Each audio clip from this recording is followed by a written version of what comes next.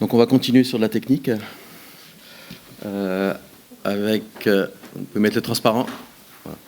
Donc avec une plateforme standardisée qui s'appelle OM2M, donc qui suit des standards internationaux sur l'Internet des objets et sur le machine-to-machine, et qui est aussi diffusée en open source via la fondation Eclipse. Donc, je présenterai rapidement le contexte et après je présenterai un peu OM2M. Donc le contexte des Smart Cities, on en a déjà parlé beaucoup.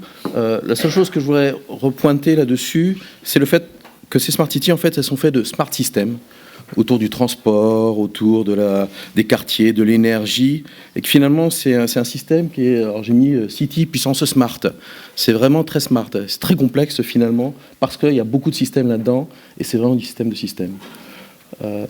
Et ça va croître donc avec l'extension des tailles des villes, on en a parlé aussi ce matin.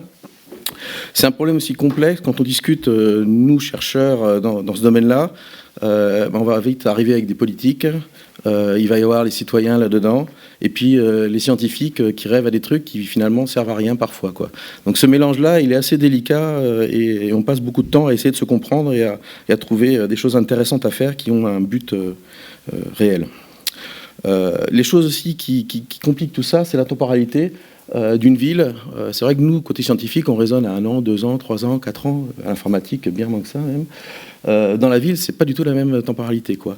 Donc il faut imaginer des situations, des solutions qui vont avoir une pérennité de vie de 10 ans, 5, 20 ans peut-être, et donc ça fausse pas mal nos raisonnements et notre façon de voir les choses. Donc il y a de multiples domaines qui couvrent ça, on en a parlé, je ne reviens pas dessus. Après, donc aussi côté recherche, le fait d'attaquer des problèmes où on veut essayer de prototyper et déployer dans la ville assez rapidement, on est assez vigilant aux impacts que ça va avoir, et derrière, en effet, les crises ou toutes les problématiques que ça peut poser, et dans le cas de la sécurité, entre autres. Après, il y a toute cette histoire de buzz autour de l'intelligence, de la technique, autour des smarts, où on oublie parfois l'humain là-dedans. Donc on n'a peut-être pas parlé encore, l'architecture qu'on a dans ces systèmes-là. Donc on a ces réseaux de capteurs de différentes technologies qui sont déployés dans des contextes différents, qui sont connectés à une passerelle, un gateway. Donc vous pouvez avoir ça chez vous, ça va être votre box par exemple, qui va être ici la gateway, et puis des capteurs que vous aurez déployés chez vous. Et cette box, ou cette gateway, va renvoyer vers un serveur central sur du cloud et qui va centraliser l'information. Donc en général, là, on est sur le terrain. Là, on va être chez l'industriel, celui qui va garder la donnée, qui va stocker la donnée. Donc toute la donnée, en général, remonte là et est traitée ici. Et c'est aussi une volonté industrielle de garder la donnée et de pouvoir traiter dessus et faire des choses. Ensuite, vous venez, vous, utilisateur, vous connectez, non pas directement chez vous, mais vous allez passer par cet intermédiaire ici. Donc, si vous regardez du Living Home, par exemple, chez Orange, ça fonctionne comme ça. Donc c'est toujours à peu près le même genre d'architecture qu'on retrouve dans ces systèmes-là. Il y a vraiment une constance. Le problème auquel on doit faire face, quand on attaque la ville intelligente, c'est une fragmentation de tout ça. Donc en fonction du domaine d'application, on a vraiment des silos où chacun développe sa solution, chaque industriel développe sa solution, avec derrière les conséquences que ça a. Pas une grande ouverture, des monopoles parfois, des coûts de développement, de maintenance qui vont être beaucoup plus élevés. Et donc, voilà, ces solutions vraiment verticales qui vont freiner le déploiement de l'interopérabilité et aussi le déploiement dans une ville intelligente où on veut faire coopérer des domaines qui sont différents, et on en a parlé aussi dans les exposés précédents. Alors quand on regarde un peu plus en détail les domaines d'application et entre autres les standards, alors là c'est la flopée de standards. Donc en fonction du domaine sur lequel on est, si on est dans la maison, si on est plutôt dans la partie usine, dans le transport, dans la santé, l'énergie, tout ça, c'est des standards différents qui ne coopèrent pas forcément entre eux en plus. Donc ça, c'est un travail qui est en cours au niveau de la Commission européenne dans un groupe de travail qui s'appelle IoT, où ils ont référencé un peu tout ce qui fait les formats et les standards actuels. Il y a une initiative depuis quelque temps d'essayer d'avoir une vision un peu plus horizontale de tout ça, qui a été poussé initialement par les télécoms, le domaine des télécoms, et plus particulièrement, nous, on a travaillé au niveau de deux organismes, donc au niveau de l'ETSI, qui est l'organisme européen de standardisation des télécoms, Et l'ETSI a lancé avec d'autres organismes une initiative qui s'appelle OneM2M. Et je vais revenir un peu plus en détail sur OneM2M par la suite. Donc OneM2M, ça a été créé en 2013. Et ça a été une vision de dire, on a fait des erreurs dans le monde des télécoms avec la 3G et la 4G, où chaque organisme finalement, à travers le monde, faisait des standards, où vous baladiez avec votre smartphone aux États-Unis avec un triband ou ce genre de choses, avant que ça devienne standard et vous puissiez vous balader avec votre téléphone partout. Donc là, sur la partie Internet des objets, les choses étaient naissantes. Donc l'ETSI était assez en avance, ça avait déjà fourni en 2013 un premier standard, mais les autres organismes à travers le monde étaient un peu plus en retrait, un peu plus en retard.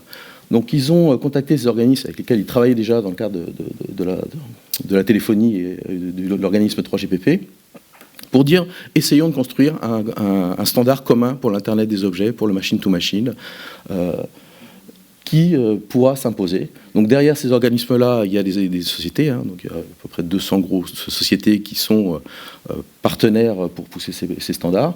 Et ensuite, il y a des alliances qui travaillent dans des domaines spécifiques, qui viennent en fait aussi aider à la construction de ce standard OneM2M.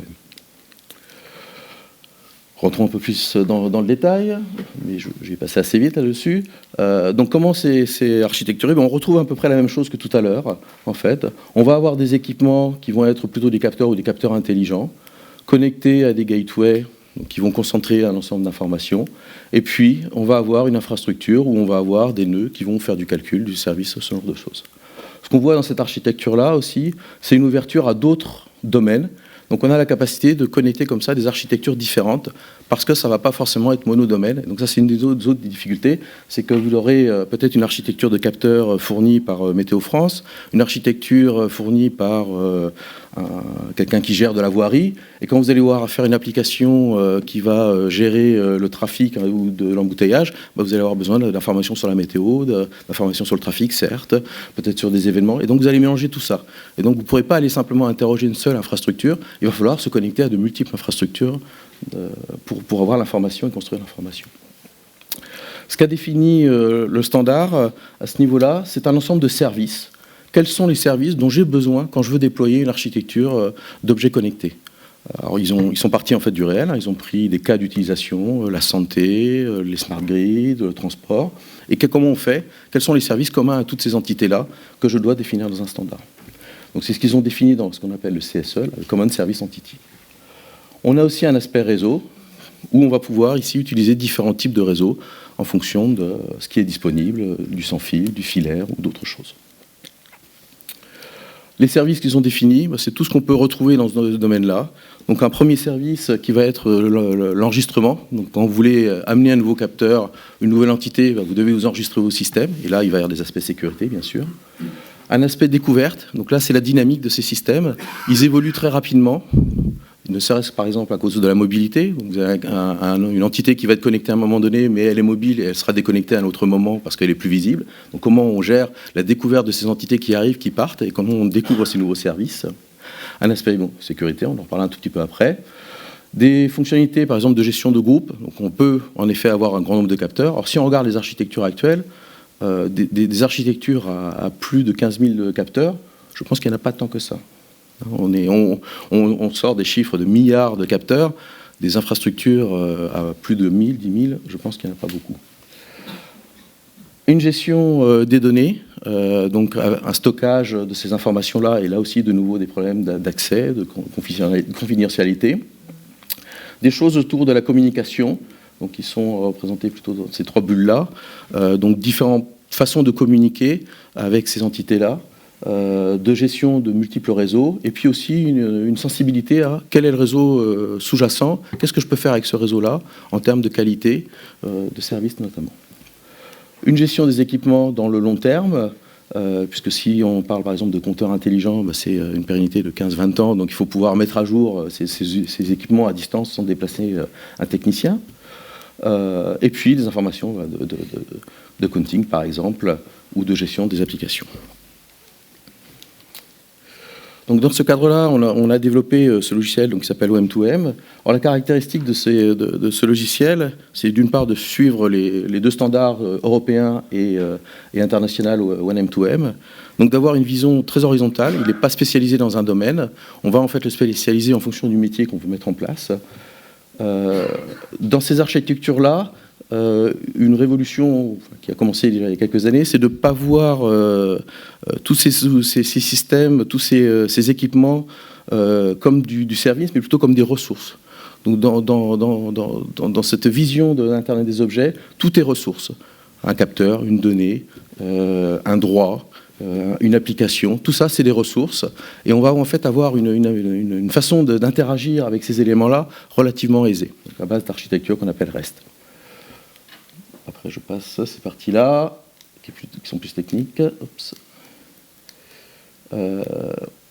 L'intérêt aussi, donc ce qu'on a poussé, nous, côté laboratoire de recherche, c'est vraiment de faire une version libre du logiciel. Donc on fournit en fait tout le logiciel en open source via une fondation. Ça permet en fait d'avoir des utilisateurs donc, à travers le monde qui vont coopérer, qui vont faire évoluer le logiciel. On a vu qu'il y avait beaucoup de standards, beaucoup de technologies, et ça va permettre d'accélérer l'écosystème, on l'espère, sur la partie OneM2M.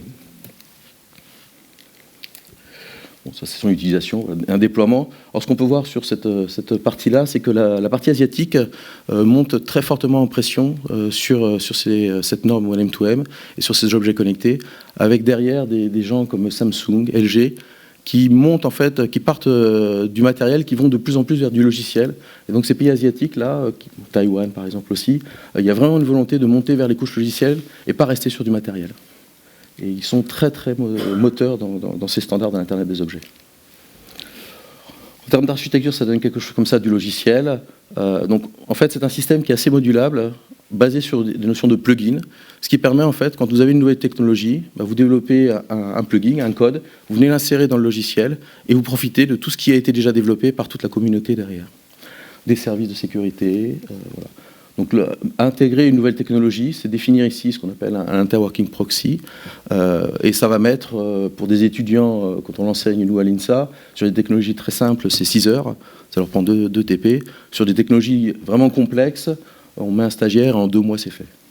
Voilà. Donc ça va assez vite pour intégrer de nouvelles choses, et c'était vraiment l'objectif quand on a développé ce logiciel-là, du côté recherche.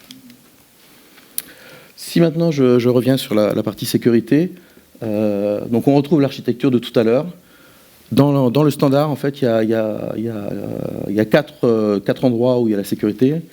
Un dont je ne parlerai pas, qui est la partie en fait connexion initiale des équipements, qui va être la poignée de main où on dit voilà, moi je suis bien un équipement, j'ai bien le droit de me connecter avec toi et tu es bien ce qui tu prétends être, qui est la partie handshake.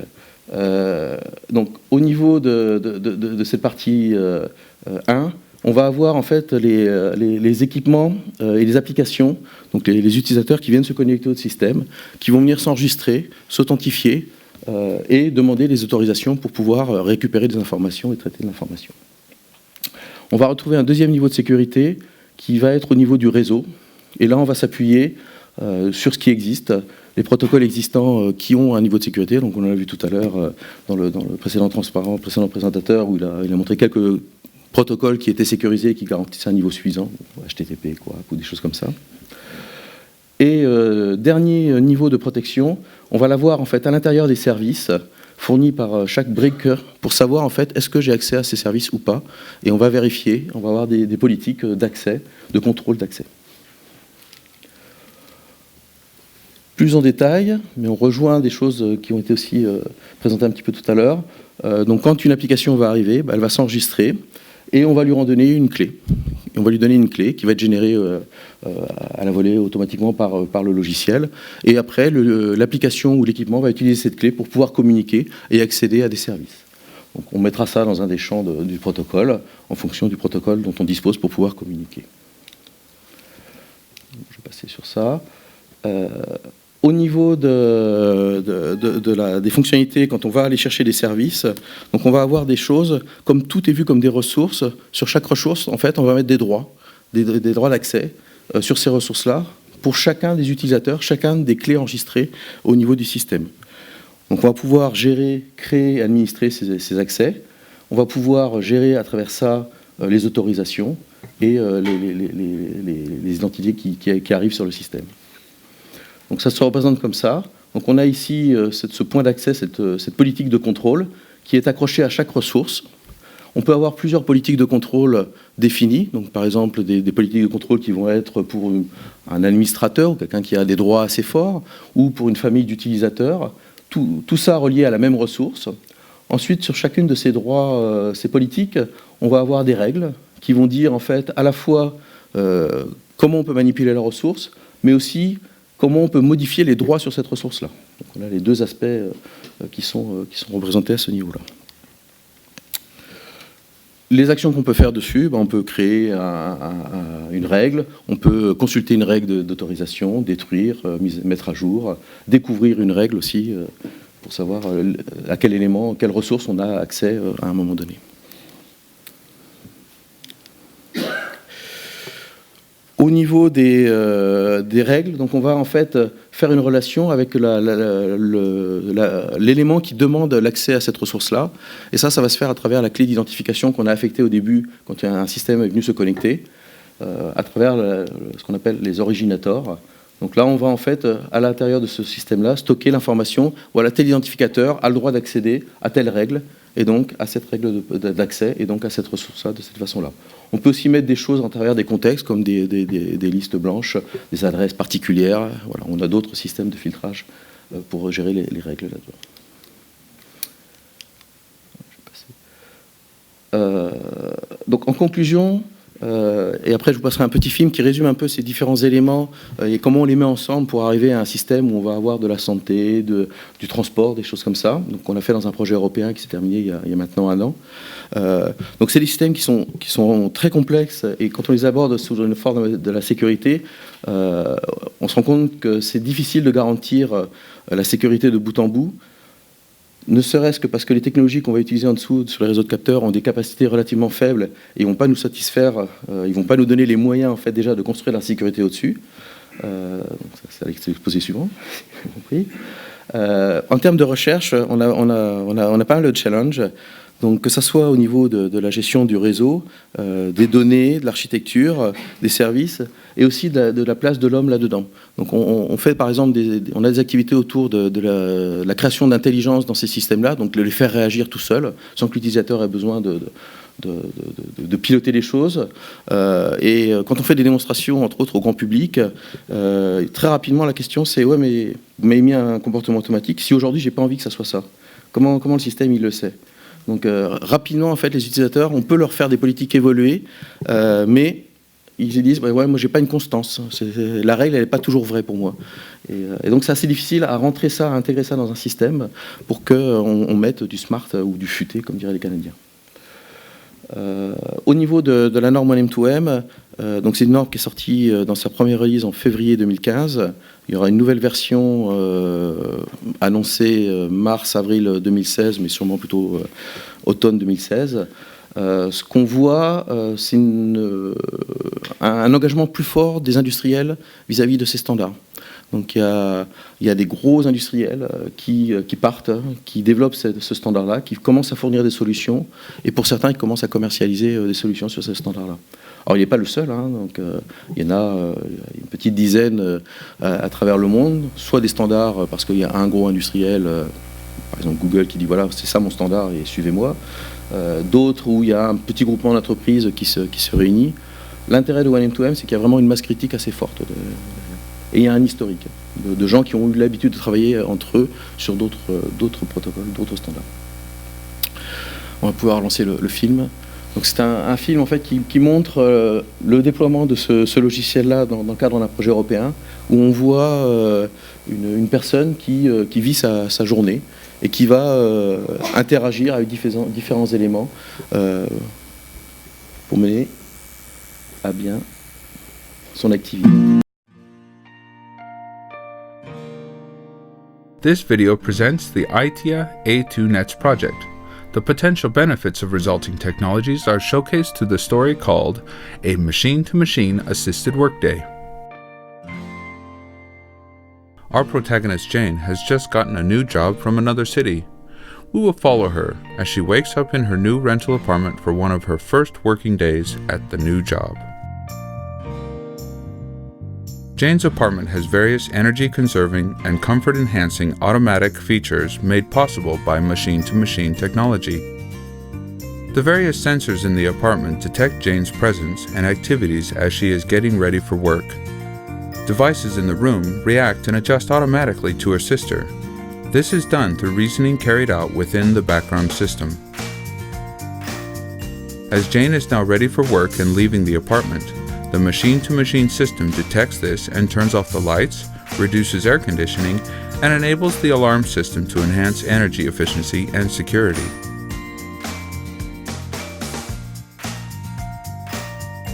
After leaving her apartment, Jane needs to leave for work. Luckily, her new employer sponsors their employees with smart e-bike-based commuting systems. Jane takes her smartphone and puts it onto the e-bike. The electronics on her e-bike have a wireless Bluetooth low-energy connection to her smartphone. The phone is also used for collecting data from different kinds of sensors, as well as monitoring and controlling the various features of the e-bike. Jane begins her journey towards the working place. A therapist has given her an exercise program she wants to follow. The e-bike system has been made aware of this, and it will now react and provide feedback accordingly. Some cycling information is automatically uploaded to a server as she has chosen to participate in an optional recreation campaign where the company rewards exercising employees with small prizes. Upon arrival, Jane locks the bike, takes her smartphone, and activates the alarm system while also plugging in the battery charger.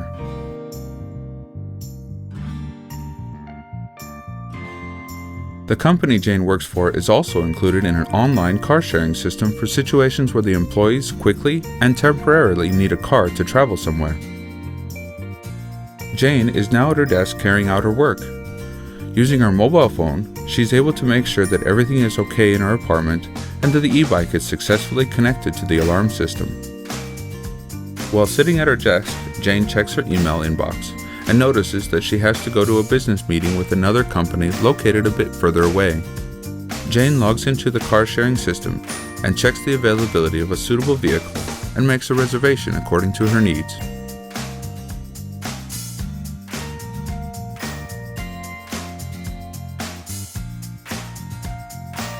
Jane goes to the parking lot and uses her smartphone to locate and access the shared vehicle she reserved previously.